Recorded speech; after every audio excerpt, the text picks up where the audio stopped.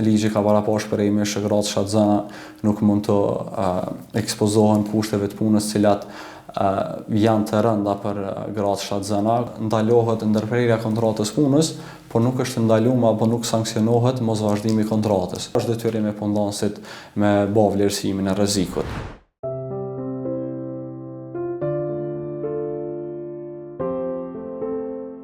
Ligji i punës garanton se gratë shtatzëna nuk do të transferohen apo sistemohen jashtë mbanimit të tyre, të punës kushtojnë fushërimtarinë e tyre në kuadër të marrëdhënies së punës. Një gjë e tillë mund ta anashkalohet vetëm në rast se ekziston pëlqimi i shprehur nga këto gra shtatzëna, por ato mund të transferohen ose sistemohen jashtë mbanimit të tyre vetëm në rast se ekziston pëlqimi i dhënë nga ana e tyre. Tjetër, ligji i punës garanton ose përcakton qartë se grave të punës nuk mund të zgjatet orari i punës, orari i rregullt i tyre. Atyre ndalohet, punëdhënësit ndalohet që grave shtatzëna të caktohen orar të punës ose ndërrimi natës. Edhe këto mund të anashkalohet vetëm në rast se ekziston pëlqimi edhe nga ana e grave shtatzëna. Tutje, ligji i punës ka paraposh shprehimisht se nuk mund të ndërpritet apo shkëputet kontrata e punës për gratë shtatzëna gjatë periudhës së gjatë pushimit lehonisë apo edhe gjatë kohës kur këto janë shtatzanë.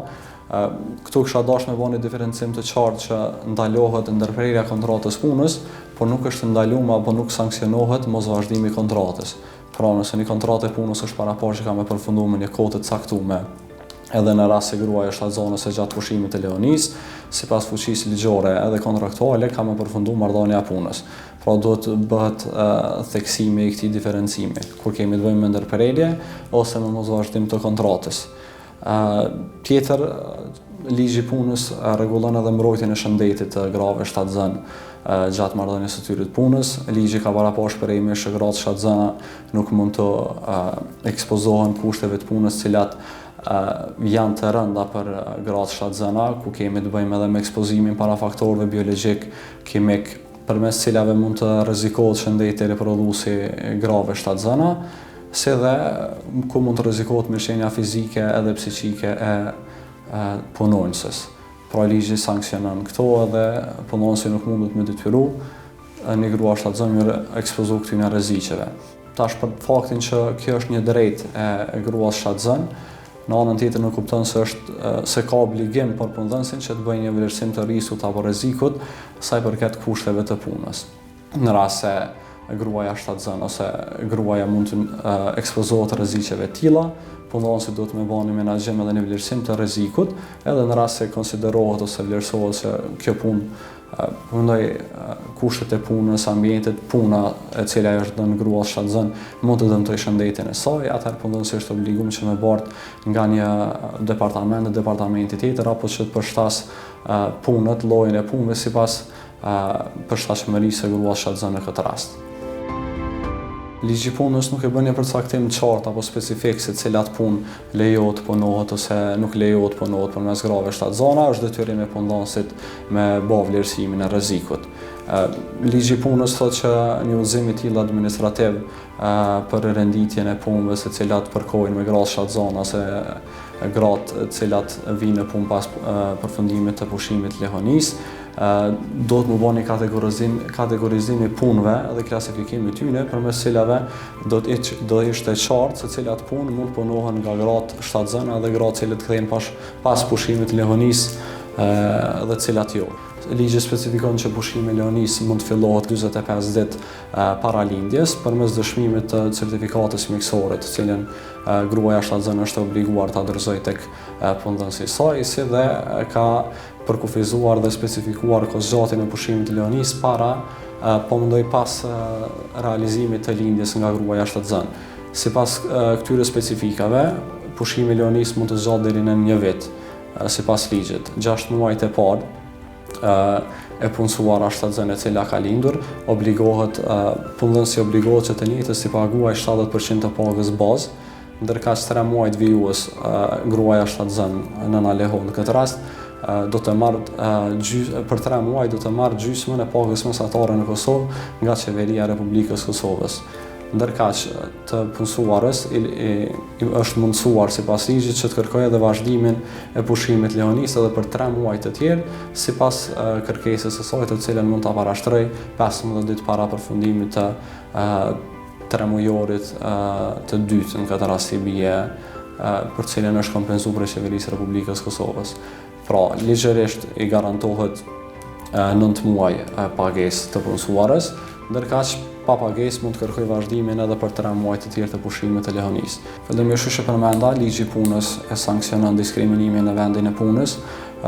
Ligji i punës ka garantuar punonjësve jo vetëm grave shtatzana, por gjithë punonjësve që në rastin e parë kur shkelen të drejtat nga marrëdhënia e tyre, ata duhet të ushtrojnë ankesën si mjet i brendshëm para punëdhënësit e tyre, varësisht nga struktura organizative edhe hierarkike e punëdhënësit. Në rast se dështojnë realizimin e kësaj mbrojtje pranë punëdhënësit, atëherë mund të referohen dhe mund të shfrytëzojnë edhe padinësi si mjet të mjetit të fundit pranë gjykatës kompetente.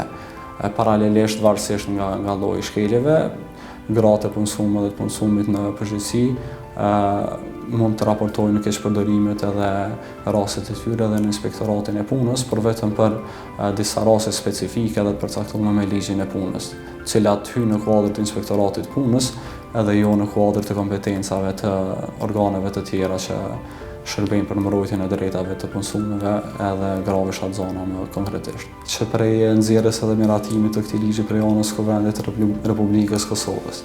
Tash, të pas parasysh që dinamika ka ndryshuar, struktura familjare ka ndryshuar, edhe politikat sociale ka ndryshuar, besoj që një çështje e tillë do duhet trajtohej nga ligji i punës që eventualisht do të nxjerret në legislaturat e ardhshme. Si qasje një avokati, çdo herë pushimi i lehonisë është e drejtë e punonjëses, nënës lehon, nuk është detyrim për ta. Tash, varësisht sa dëshiron me zgjedh me mbajt pushimin e lehonisë apo jo, është e drejtë e saj, po që mbetet në diskrecionin final të saj edhe vendosja i takon vetëm asaj. Nuk duhet me pas asnjëherë qasje imponuese prej punonësit nëse një punësuar duhet me mbajt pushimin e lehonisë apo jo. Sfida më e madhe është tek vërtetimi i diskriminimit.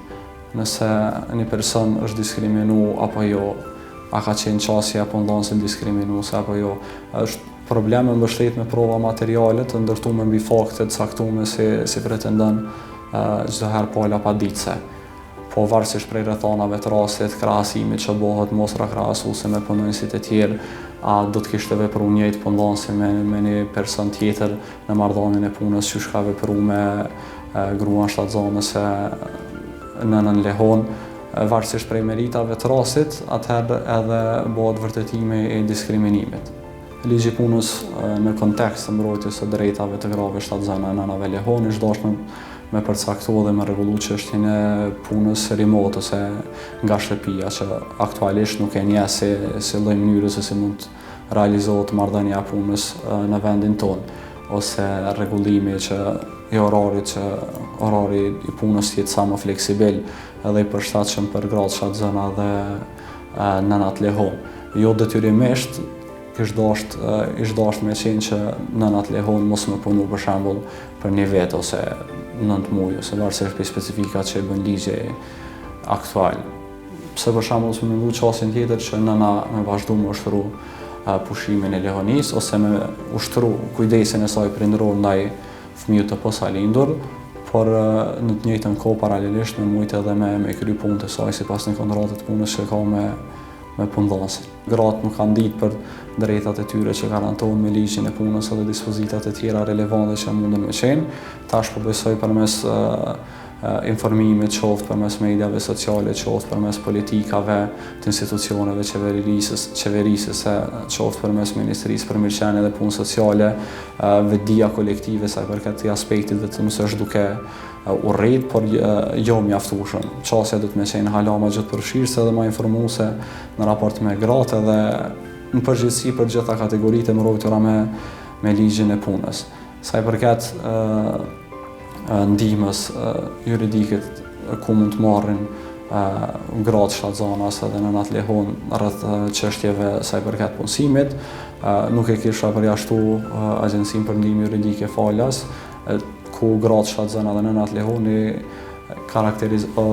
klasifikon si kategori e veçantë edhe me më prioritet se sa kategoritë e tjera për cilat ata ofrojnë shërbime juridike, më konkretisht ndihmë juridike falas. Si mund të inkurajohen gratë që të raportojnë rastet të diskriminimit pa frikë nga humbja e punës? Vetëm duke menduar që çdo herë ka ekzistuar një organ, një institucion që ka me vërtetuar një pretendim tyre dhe ka me garantu mbrojtjen në raport me punëdhënësin e tyre. Çdo shkelje ka me identifiku edhe pala në fund të procesit ka me siguru mbrojtjen e saj dhe realizimin e drejtave e saj që janë një kushtetuta e vendit edhe krejt legislacionin në fuqi. Edhe të pas parasysh që faktin që mundet me marrë kohë krejt, po ideja është që si përfundim ka me realizu drejtat e saj.